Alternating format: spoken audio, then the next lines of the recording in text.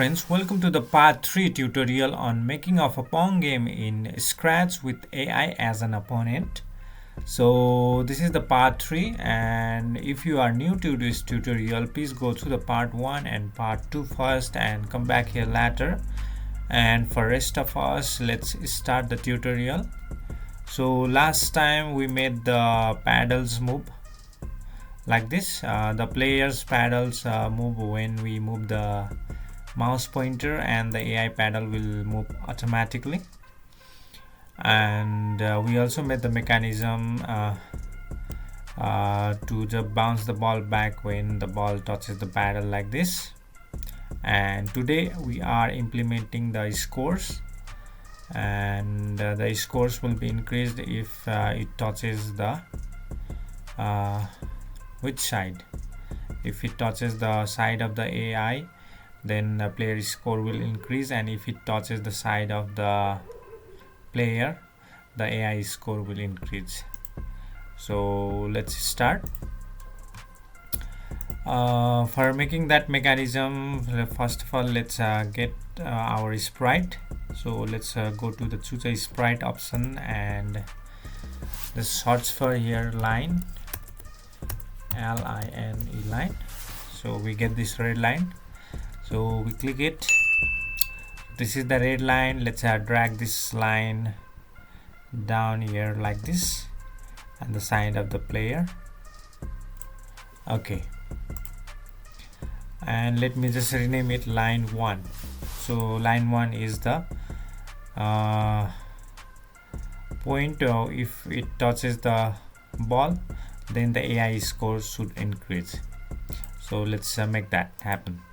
So for that, let's go to the events menu, and then first of all drag the when green flag, click block, and next we have to go for the looks menu. Let's go to the motions menu and drag go to XY block like this, so that if the line is misplaced like this, when we click on the green flag, it will go back to its original position right down in the bottom place here.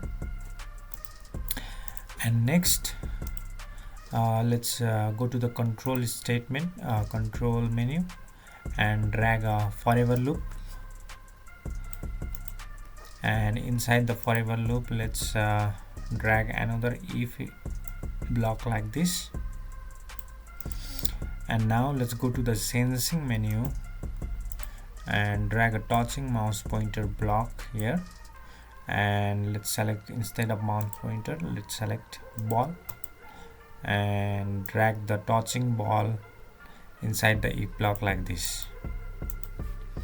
And now after that, it's time to change the score.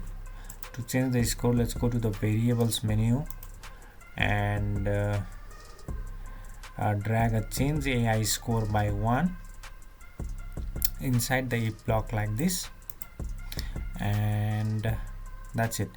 So if it touches the ball, if the line touches the ball, it will change the AI score by 1. So let's see if this gets done or not in actual output. Let's click on the green flag, and now I will let the ball toss the, and the AI score has increased. Look, it has increased many folds. 18, yeah, 21, 22, like this. So let's do the same thing for the side of the AI as well. For that we can just duplicate this sprite from here, right click here and duplicate it. Now we get another line, and let me drag this line on the top part of the stage like this, and let's change the color of this line. So this is the line 2 for the AI side, and let me just quickly change the color of this line. Let's change it to green color or yellow would be better, yeah. Okay, and let's just replace some of the codes. So instead of go to xy minus 4 to minus 175, we have to just replace this go to xy block with its own. So for that, let's go to the motions menu and drag a go to xy block like this. Go to x minus 3, y 173, and then let's just put it back here, forever loop. And instead of changing AI score, we want to change the player score by 1. So that's how we make the player score and AI score increase according to which side is touched. So let's see. If I click on the green flag, it's the scores are 0, and the score should increase. Yeah, the AI score has increased, but the AI is not letting the ball touch its side or touch the yellow line. So it's very hard for us to score. So to check if it actually works or not, let's make the AI a little bit slower.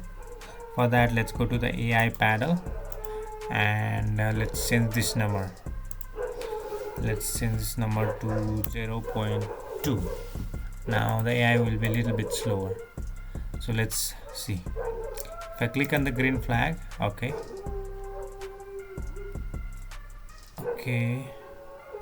let's score fast. Oh my god, still the AI is very fast. Yeah, can't even score a 1.